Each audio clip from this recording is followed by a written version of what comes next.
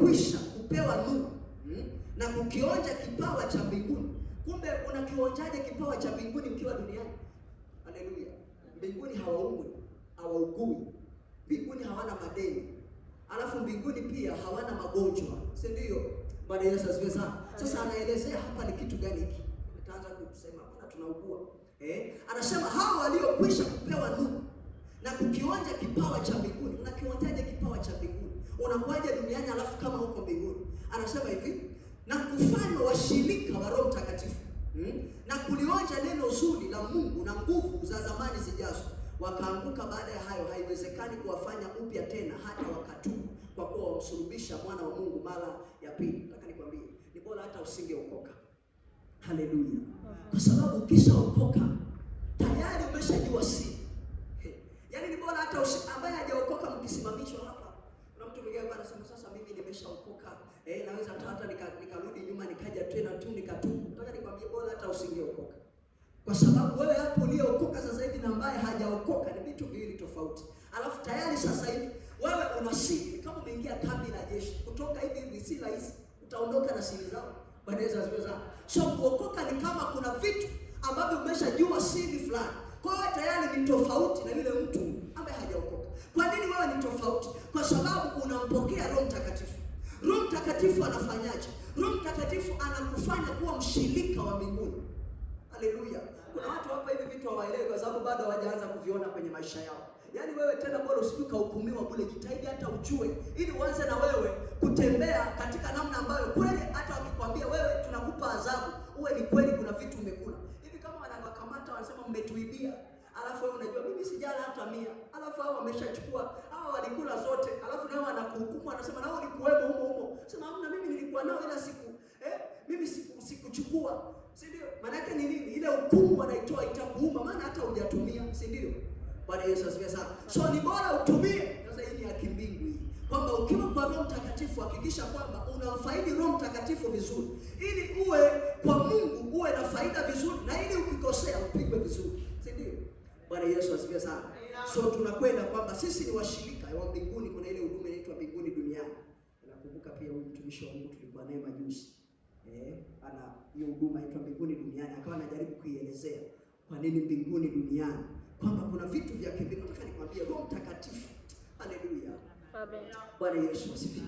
Kama umeokoka alafu huja experience ama haujamzoelea ama haujakaa katika uwepo wa Roho Mtakatifu ama ukamuonja Roho Mtakatifu, bado hujaona uzuri wa wokovu. Bwana Yesu asifiwe sana.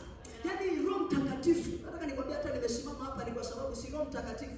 Bwana Yesu asifiwe sana. Maana yake ni kwamba kuna vitu ambavyo huwezi ukasema bila Roho Mtakatifu.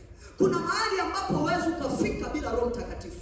Kuna namna ambayo hauwezi ukawa bila Roho Mtakatifu. Bwana Yesu asifiwe. Ndio maana kati ya kitu chochote unaweza ukakipoteza katika kanisa ila sio Roho Mtakatifu. Haleluya. Wakati Daudi amekaa akaishi amepoteza, akaishi amemtenda Mungu sana. Kuna kitu kimoja ambacho akaking'ang'ania, ile ukisoma katika ile Zaburi ya 51, Daudi anasema Mungu, Zaburi ya 51 mstari wa 10 na 11.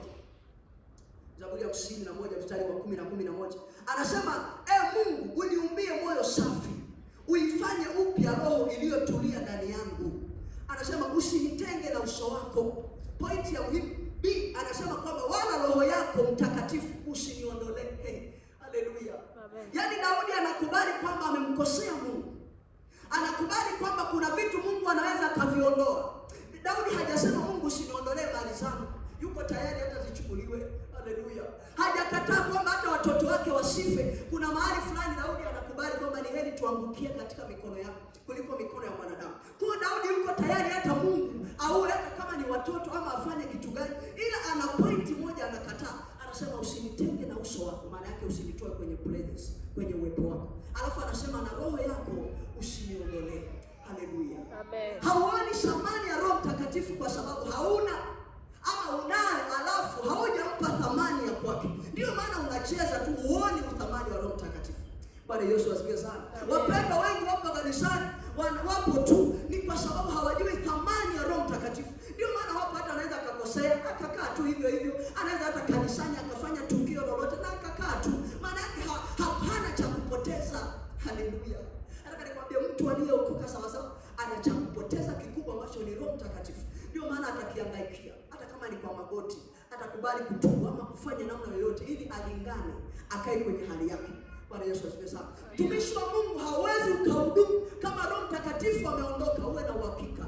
Unatoa maana yake Roho Mtakatifu ni uzima. Sasa maneno hayo ni roho tena ni uzima. Maana yake kama ukipoteza Roho Mtakatifu maneno yako yanakuwa ni roho tena ni mauti. Si ndio? Bwana Yesu asifiwe sana. Hata unachokileta hata kama ni wewe hapo ukikosa Roho Mtakatifu unaweza acha kutokea mpendo mmoja anafanya kazi ya kudeki tu kanisani. Shetani akawa ameshajua. Haombi wala hayuko rohoni, ni mtu tu amefanya. Mimi nitakuwa natumika tu kanisani kwenye ushemasi. Sasa wakampima kwenye zile rada. Wanaziita ACD. Wakawa wameshampima pale kanisani, tunataka kuwavamia. Lakini tunawapataje? Kama kuna mama mmoja anafanyaga usafi pale. Anajituma sana, anakataa hata mwingine akisema naenda kusafisha. Hapana, hiyo ni baraka yangu. Ila hajawahi kukaa rohoni. Kwa akaambia hivi cha kufanya, nendeni kakamateni ile mikono yake. Usiku amelala anaota kama sio anamtisha, wanampa sio vitu gani mikononi. Havielewi kama mailizi aelewi.